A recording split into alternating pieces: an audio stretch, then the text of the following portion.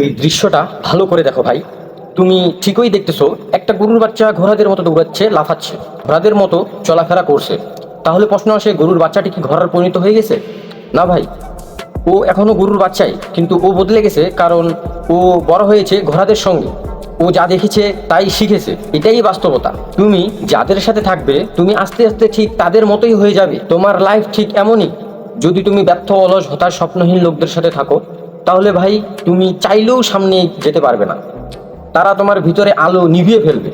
তারা তোমাকে এমন জ্বালায় আটকে রাখবে যেখান থেকে তুমি নিজেকে আর চিনতেই পারবা না। কিন্তু তুমি যদি আশেপাশে এমন মানুষ রাখো যারা স্বপ্ন দেখে, যারা পরিশ্রম করে, যারা কিছু করে দেখায়, তাহলে তোমার মাথায় আগুন জ্বলে উঠবে। তুমি ভাববা, আমি বসে আছি কেন? তুমি দৌড়াতে চাইবা, তুমি বদলাতে চাইবা। তাই শুনো ভাই, নিজেকে বদলাতে চাও, তাহলে প্রথমে বদলাও তোমার এনভায়রনমেন্ট।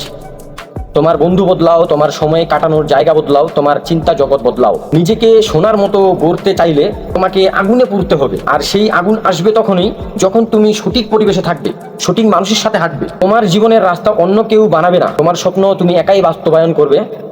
তোমার পাশে কেউ থাকবে না, তবুও দাঁড়াও। তোর বাচ্চা যদি ঘোড়ার মাঝে থেকে ঘোড়ার মতো দৌড়াতে পারে, তাহলে তুমি তো মানুষ। তুমি চাইলে আকাশও তোমার নিচে মাথায় ঝুঁকবে। এমনই বাস্তব আর হৃদয়ে বাজানো কথা শুনতে চাইলে আমার চ্যানেলটি সাবস্ক্রাইব করে রাখো। তোমার ভবিষ্যৎ তুমি নিজেই গড়বে আজ এই মুহূর্ত থেকে।